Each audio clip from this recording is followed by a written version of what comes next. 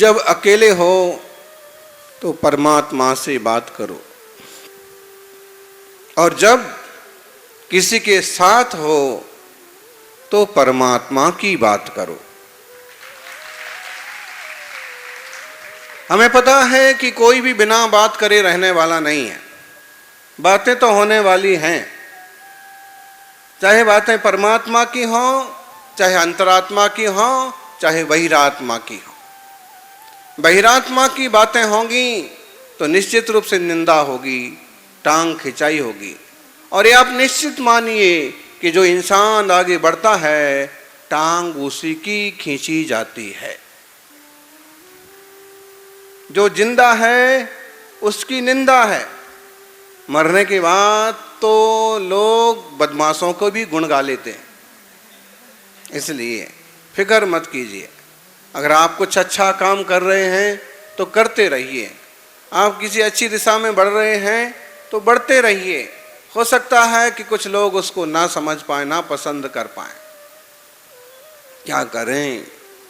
यानी जिनके परिणाम मिल जाते हैं वो मित्र बन जाते हैं, जिनके परिणाम नहीं मिलते हैं वे शत्रु बन जाते हैं। खेल भावों का है, इसलिए भावों को संभालने की कोशिश कीजिए। भावों को संभालने से भाव भी संभल जाते हैं। भाव न संभले, द्रव्य, क्षेत्र, काल और भाव, माना कि चारों अच्छे हों, लेकिन अगर चारों अच्छे नहीं हो पा रहे हैं, द्रव्य अनुकूल नहीं है, क्षेत्र अनुकूल नहीं है, काल अनुकूल नहीं है, भाव तो आपके हाथ में है। भाव तो आपके हैं। भावों को अनुकूल बना लो, भावों के अनुकूल चल लो तो भी शांति रहेगी, तो भी कल्याण हो जाएगा। आत्मार्थियों, जब अकेले हो तो परमात्मा से बात करो। भाव समझना, सिमंदर परमात्मा से बात करो। बात कितनी गहरी हो सकती है, कितनी प्रभावशाली हो सकती है, आप देखिए तो सही। जिन आचार्य देव कुंद स्वामी ने समयसार की रचना की, पंच परमागम की रचना की, और जिनके मोक्ष बाहुट पर हम सभी चर्चा कर रहे हैं, उन्हीं के जीवन का प्रसंग मालूम है आपको? कहते हैं आचार्य देव कुंद स्वामी सिमंदर भगवान का ध्यान कर रहे थे।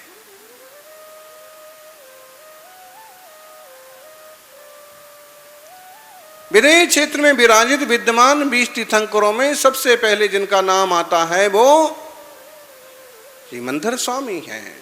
सृष्टि बहुत बड़ी है, धरती बहुत बड़ी है। हम तो यहाँ के 24 तीर्थंकरों के भी नाम नहीं जानते हैं, उसमें भी भूल सकते हैं। या तो ऋषभ आता है या फिर महावीर आता है। ज्यादा काम पारसनाथ से पड़ता है या फिर शांति की जरूरत होती है तो कौशिक भाई 24 तीर्थंकरों के नाम भी मुश्किल हैं। ऐसे लोग मिल जाएंगे ज्ञानी। 24 तीर्थंकरों के नाम याद रखो। दुनिया में किसी और का नाम याद रखो न रखो, 24 तीर्थंकर का नाम याद रखो। किसी और का नाम जपने की जरूरत नहीं पड़ेगी।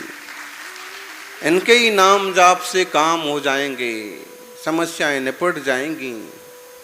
ध्यान में बैठे हैं आचार्य देव और आज उन्होंने सिमंदर भगवान का विशेष रूप से ध्यान करने का मन बनाया।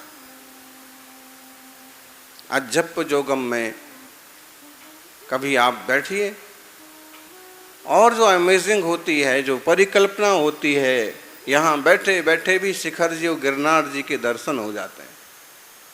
लेकिन आचार्य कुंद स्वामी का अद्भुत ध्यान और एकाग्रता, उन्होंने सिमंदर भगवान का ध्यान किया। अहो, सौभाग्यशाली जीव कहाँ से कहाँ पहुँच जाते हैं। वो यहाँ बैठे बैठे विदेश क्षेत्र के तीर्थंकर का ध्यान कर लेते हैं, और एक हम हैं बुद्धू जो यहीं बैठे बैठे यहीं के तीर्थंकरों का भी ध्यान नहीं कर पाते। तीर्थंकरों का छोड़ो, चलते फिरते मुनिराज आ जाएं तो मुनियों की सेवा भी नहीं कर पाते, लाभ नहीं ले पाते। और एक वो लोग होते हैं जो दूर दूर से आकर के भी, दूर दूर जाकर के भी मुनि संघों की सेवा का लाभ ले लेते हैं। अहमदाबाद वालों, हमको दबा दो, हमको बाद कर दो। अहम बाद हो गया तो सारा विवाद खत्म हो गया।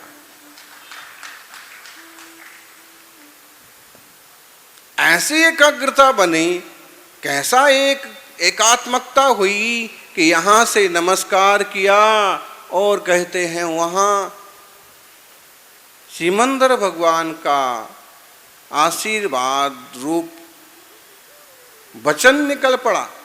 कहानी में तो ऐसे निकला, लिखा कि हाथ उठ गया। भीतरागी प्रभु हाथ उठा के आशीर्वाद दें, ये बात समझ में नहीं आती है। लेकिन इतना तो समझना पड़ेगा कि भक्ति कितनी जबरदस्त हो सकती है, जुड़ाव कितना जबरदस्त हो सकता है कि वहां से भी आशीर्वाद मिला। और जब वहां उपस्थित चक्रवर्ती ने पूछा, भगवान इतनी बड़ी सभा है, सब लोग आपके प्रवचन सुन रहे हैं और आप परम शांत वीतराग मुद्रा में विराजित हैं, अभी अचानक किसने आपको वंदन किया और आपने किसको आशीर्वाद दिया? कहानी कितनी सत्य है, उस पर जाएंगे तो झंझट में पड़ जाएंगे। लेकिन परिणामों की कितनी सामर्थ्य है, इस पर विचार करेंगे तो आप विशुद्धि को प्राप्त हो जाएंगे। किसको नमस्कार किया? कहते हैं दिव्य ध्वनि में आया, एक ऐसे आचार्य हैं, कुंद कुंद जैसे मुनिराज हैं, जिन्होंने भरत क्षेत्र में इस काल में जिन शासन की बागडोर संभाल रखी है, जो बहुत बड़े तत्वज्ञानी आचार्य हैं, उनने वंदन किया और उनको आशीर्वाद। आत्मार्थियों, परिणामों में कितनी शक्ति होती है। आप अकेले में बैठे हैं तो परमात्मा से बात करो। उन्होंने यहाँ से बैठे बैठे बात कर ली। ज्ञानी, दुनिया से जुड़ने के लिए फोन की जरूरत होती है, दुनिया से जुड़ने के लिए फोन की जरूरत होती है, और परमात्मा से जुड़ने के लिए, निज आत्मा से जुड़ने के लिए मौन की जरूरत होती है। फोन दुनिया से जोड़ देगा, लेकिन दुनिया वाले आपको शांत नहीं रहने देंगे, आपकी शांति को भंग कर देंगे। लेकिन मौन आपको अपने से जोड़ देगा, और अपने भीतर गोता लगाने से जो शांति आएगी वो किसी बाजार में किसी कीमत पर मिलने वाली नहीं। जब आप ध्यान में जाते हैं, जब आप अपने से जुड़ते हैं, जब आप प्रसन्न होते हैं, तो इस शरीर में, इस देह में ऐसी ग्रंथियां हैं जिससे डोपामाइन नाम का एक स्राव होता है, जिससे खुशी मिलती है, आनंद होता है। और जब आप बाहर जाते हैं, विपरीत विचारों में उलझ जाते हैं, तो गलत तरह के स्राव होते हैं और क्लेश में पड़ जाते हैं। आत्मार्थियों, अंतर्मुख होने का मंगलमय शास्त्र हम पढ़ रहे हैं। मोक्ष पावड़ वो कहते हैं, जो पूर्ण पर दब रहो, मिच्छा इट्ठी हवे सो साहू, मिच्छत परिणदो बज्जति दुट्ठठ कम मेहम।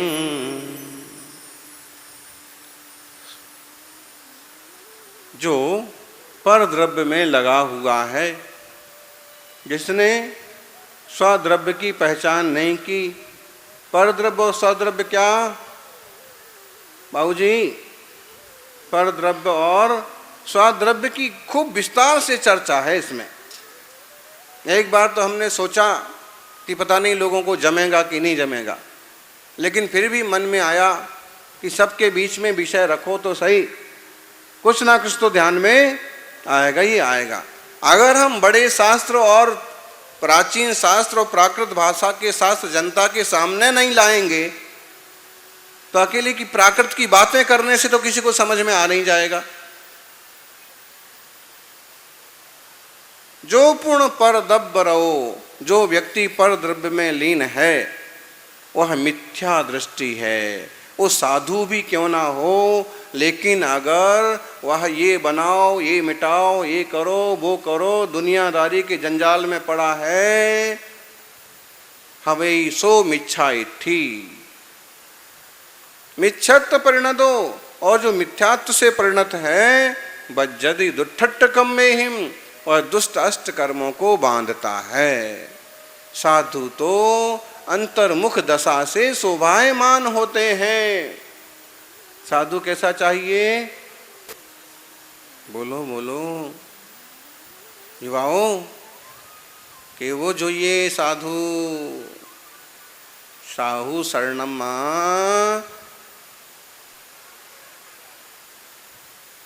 जाइने जुओ।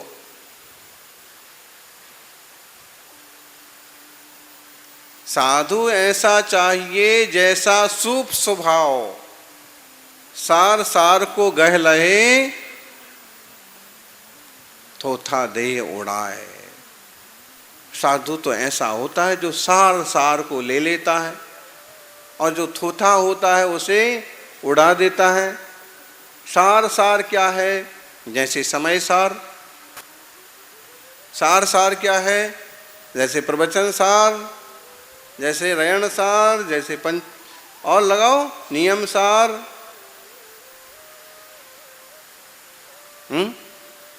और कौन से सार हैं? सार सार, आराधना सार, गोमठ सार, लब्धि सार, सार सार को ले लेता है।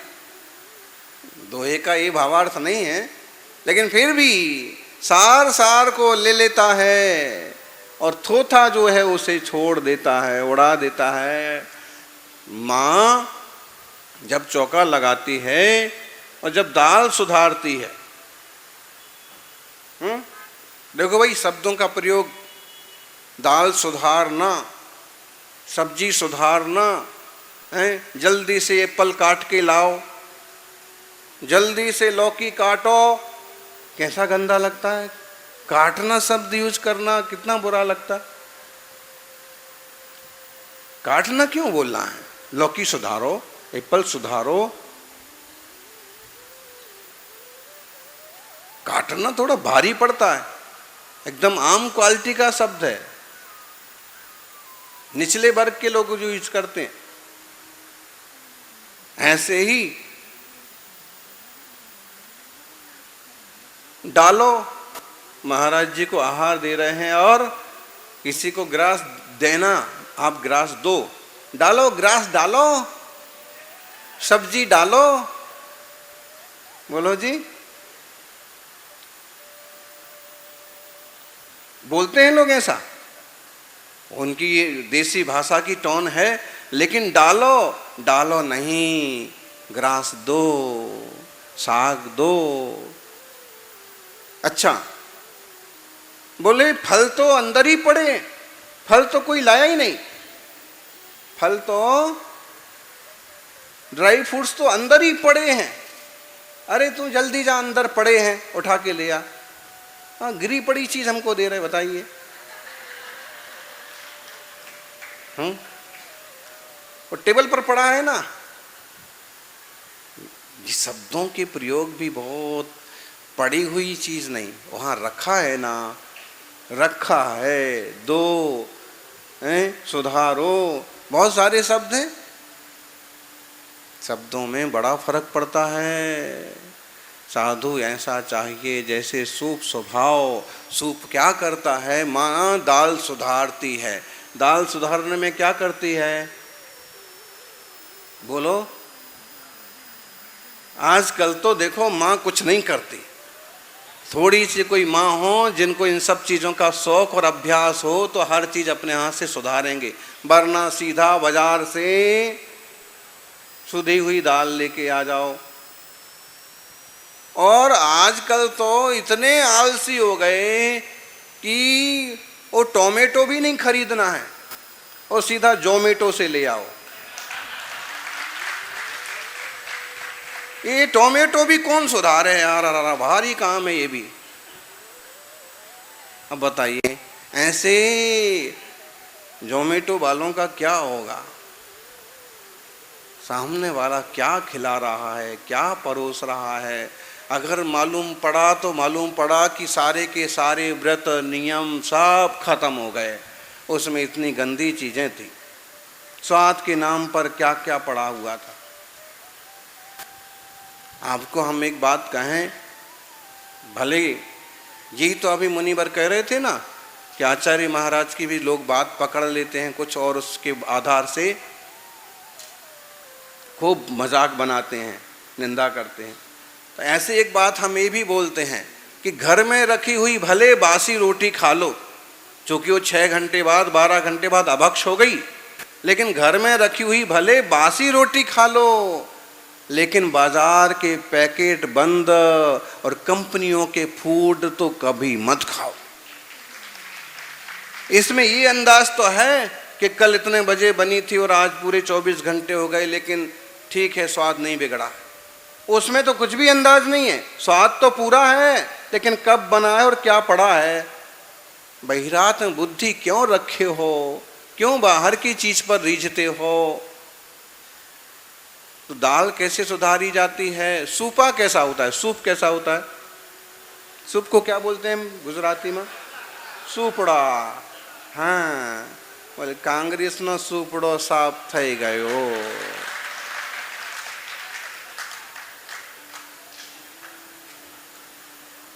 कभी कभी होता है, कभी इसका सूपड़ा साफ होता है तो कभी उसका सूपड़ा साफ होता है। सूपड़ा तो कौशिक भाई साफ थई गयो, और जो बचा खुचा था वो इनने साफ कर दिया हैं। जो कभी नहीं आता था विस्तार हाथ में, वो विस्तार में इनने बिस्तर डाल दिया। अब इससे समझो, सूपड़ा सूपड़ा होता था, सूप से कैसे करते थे, और उसमें दाना दाना अंदर रह जाता था, और जो उड़ाने लायक चीज थी वो भी एक टेक्निक है। अच्छा इंजीनियर भी नहीं उसको चला पाएगा। ऐसे उससे कचरा बाहर निकाल देते हैं, उसका छिलका बाहर चला जाता है, और उसमें भी टेक्निक होती है। छिलका बाहर जाता है, दाल बीच में रह जाती है, टूटी उसके पीछे रहती है, कंकर उसके और पीछे रहते हैं।